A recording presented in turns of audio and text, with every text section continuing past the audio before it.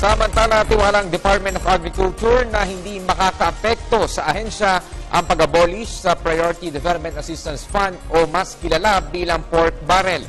Ayon sa DA, sa pamamagitan ng bagong sistema, tiyak na mabibigyan ang mga magsasaka ng oportunidad na umunlad. Si Dina Pagibitan sa detalye. Hindi umano nakikita ng Department of Agriculture na magiging malaki ang epekto sa ahensya ng Priority Development Assistance Fund o PDAF sa gobyerno. Ito ang pahayag ni Department of Agriculture Secretary Proceso Alcala kasunod ng pagdiriwang ng Coconut Week. Hindi ko naman po makitang ganong kalaki yung epekto sapagkat ang Department of Agriculture po ay naglalaan ng sariling programa at sariling pondo sa mga programang ipinatutupad po namin. Samantala, kung mas magiging transparent umano ang bagong sistema sa paggamit ng pondo ng bayan, maaari umano na makatulong pa ito ng malaki sa lahat ng ahensya.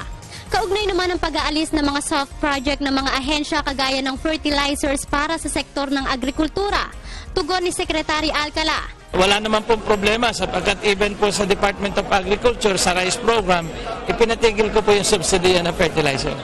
Samantala, nakatakdang ilahad ng kalihim sa susunod na linggo ang kanilang report ng validation na ginagawa ng ahensya patungkol sa mga nakalusot umanong mga maanumalyang proyekto ng ahensya. Para sa Telebisyon ng Bayan, ako si Dina Pagibitan.